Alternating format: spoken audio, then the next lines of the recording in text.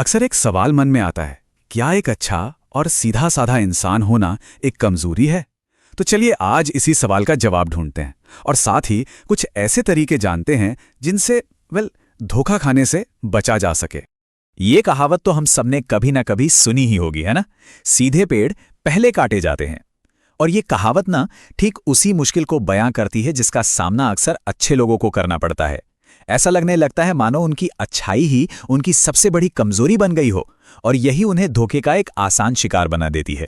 तो फिर सवाल ये उठता है कि क्या किसी की मदद करना, किसी पर भरोसा कर लेना या फिर दिल का नर्म होना कोई गलती है?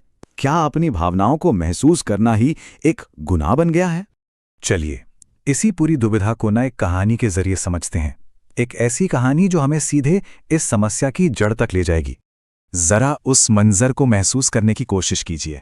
एक नौजवान है जिसे किसी बहुत अपने ने धोखा दिया है और वो अपना सारा गुस्सा, सारा दर्द एक बेजान पेड़ पर निकाल रहा है।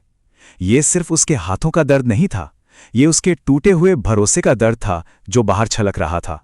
और उसके मन में वही सब बातें चल रही थीं जो शायद कभी न कभी हम सब ने महसूस की होंगी कि ये दुनिया तो धोखेबाजों की है और अच्छे दयालु लोग हमेशा दुख उठाते हैं। और इसी दर्द से तंग आकर उसने मन बना लिया कि वो ये दुनिया छोड़कर एक सन्यासी बन जाएगा। और ठीक तभी कहानी में एक मोड़ आता है। वहां एक भिक्षु आते हैं जो इस निराशा को एक समाधान की खोज में बदल देते हैं। अब देखिए, जो बात यहां वाकई में दिलचस्प है वो है उस भिक्षु का तरीका। उन्होंने कोई दिलासा नहीं दिया, कोई हमदर्दी नहीं जताई, वो बस चुपचाप उसे देखते रहे। इससे नौजवान को और भी ज्यादा गुस्सा आया, लेकिन वो भिक्षु जानते थे कि असली मदद सिर्फ आंसू पोंछना नहीं बल्कि एक पक्का समाधान देना है। उस भिक्षु ने नौजवान के सामने दो रास्ते रखे। एक था तात्कालिक आराम का, मतलब रोने के लिए एक कंधा जो कुछ देर की राहत तो दे देता, और दूसरा था एक स्थायी समाधान का, यानी ज्ञान का रास्ता।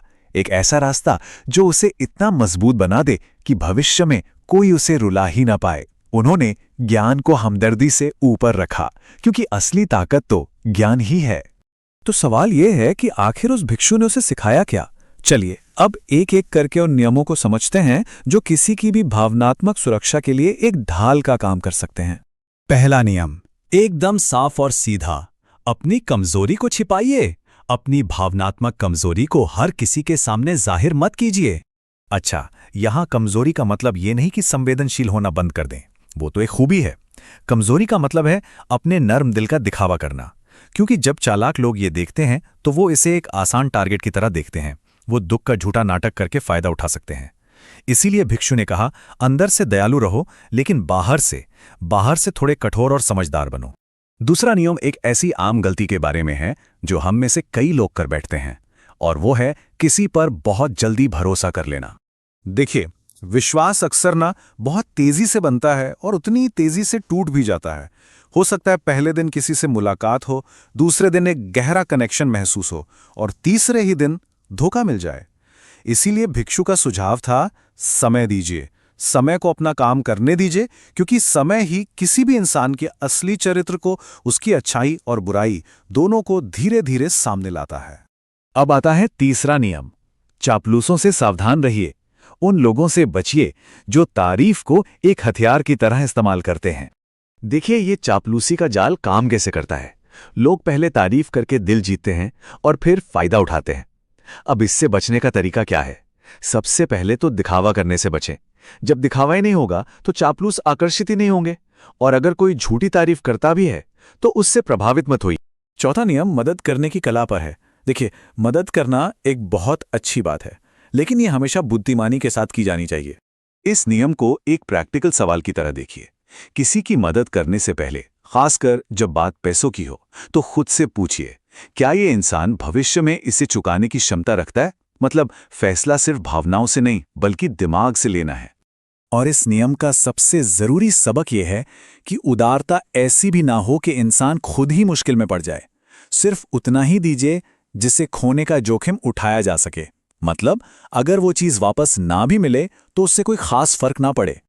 पांचवा नियम, अच्छा, ये सुनने में थोड़ा अजीब लग सकता है, लेकिन ये लोगों के असली इरादों को परखने का एक बहुत ही असरदार तरीका है। शुरुआत में लोगों को थोड़ा नजरअंदाज कीजिए। ये रणनीति ना एक फिल्टर की तरह काम करती है। जब आप किसी को शुरुआत में ज़रूरत से ज़्यादा ध्यान नहीं देते, तो जो धोखेबाज लोग हैं, मतलब जो किसी लालच से आए हैं, वो एक दो बार कोशिश करके चले जाएंगे। लेकिन जो सच्चे लोग हैं, जो सच में आपसे जुड़ना चाहते हैं, वो डटे रहेंगे, आपके करीब बने रहेंगे।